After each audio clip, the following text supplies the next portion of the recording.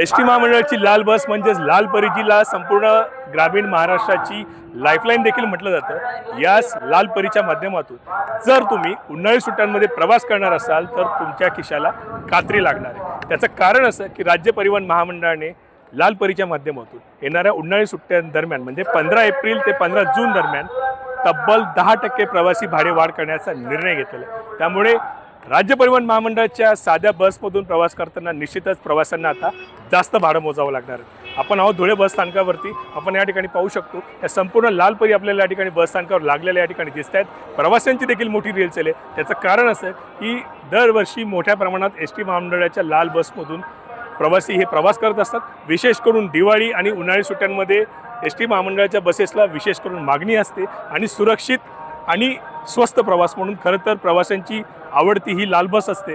मात्र यावर्षी उन्हाळी सुट्ट्यांमध्ये म्हणजे विशेष करून 15 एप्रिल ते 15 जून दरम्यान राज्य परिवहन प्राधिकरणाने राज्य परिवहन महामंडळाला 10% प्रवासी भाडे वाढ करण्याचा निर्णय घेतलेला आहे, त्यांना मंजुरी दिली आहे। त्यामुळे 14 एप्रिलच्या मध्यरात्रीपासून खरं तर राज्य परिवहन महामंडळाच्या साध्या बसमधून जर तुम्ही प्रवास करणार असाल तर तुम्हाला 10% प्रवासी भाडे वाढ जी आहे त्यानुसार तिकीट मोजावे लागणार आहे। विशेष म्हणजे याबरोबरच वाढलेल्या भाडेवाढीबरोबरच प्रवाशांना आता प्रति तिकीट 2 रुपये स्वच्छता अधिभार देखील द्यावा लागणार आहे। त्यामुळे निश्चितच प्रवाशांना आता एस टी बसमधून प्रवास करताना जास्त पैसे मोजावे लागणार आहेत। या संपूर्ण परिस्थितीमध्ये एकंदरीत जर पाहिलं तर फक्त साध्या बसेसलाच ही जी नवीन भाडेवाढ आहे ही 2 महिन्यासाठी लागू करण्यात आली आहे। तर दुसरीकडे राज्य परिवहन महामंडळाच्या ज्या शिवाई बसेस आहेत त्याचबरोबर ज्या AC स्लीपर कोचेस बसेस आहेत, शिवनेरी बसेस आहेत, या बसेसला मात्र या 10% भाडेवाढमधून यांना वगळण्यात आलेलं आहे। एकंदरीत जर पाहिलं तर राज्य परिवहन महामंडळाच्या माध्यमातून ज्या महिला सन्मान योजना राबवली जाते